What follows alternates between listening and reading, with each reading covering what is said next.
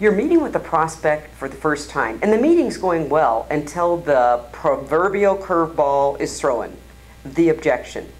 In my years of working with salespeople, I've often seen one of two selling behaviors. The first one is the salesperson tries to overcome the objection. Somehow they've been taught that archaic technique of overcoming the objection 3 to 7 times. Yeah, that's a pleasant sales call for the prospect. So what prospects have learned to do is avoid bringing up objections. And as a result, the salesperson can't get a second meeting because the spoken or unspoken objection was never addressed. Now, the second selling behavior I see is panic. The salesperson gets flustered, emotions start running the meeting rather than effective selling and communication skills.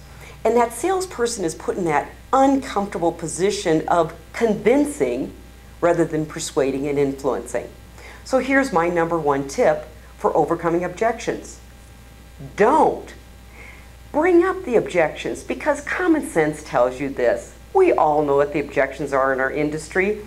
For example, we often hear objections such as time, hassle, change. So the professional salesperson doesn't wait for the prospect to bring up objections, they bring them up. And in doing so, they apply the emotional intelligence skill of empathy. They put the empathy hat on, step into that prospect's shoes to see the selling scenario from their perspective. And it might sound something like this.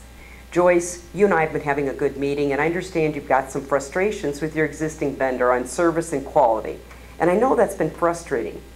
However, if I were you, I'd also have another concern, and that could be about the hassle factor of bringing on another vendor, the time that could take. Should we discuss that today?